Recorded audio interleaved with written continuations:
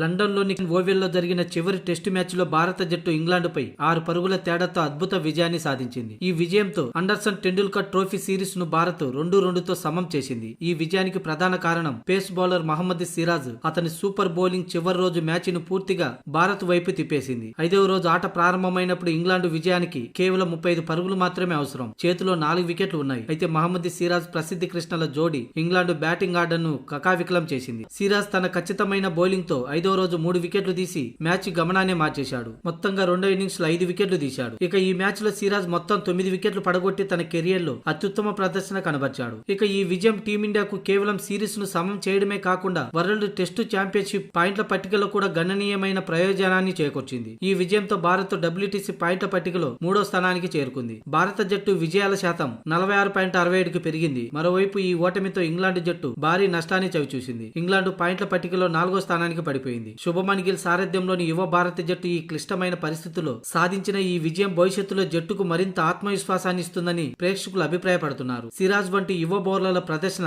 జట్టుకు కొత్త శక్తినిచ్చింది. ఈ విజయం భారత క్రికెట్ అభిమానులకు సంతోషాన్ని ఇవ్వడమే కాకుండా WTC ఫైనల్ రేసులో భారత్ అవకాశాలను మరింత మెరుగుపరుచుకుంది.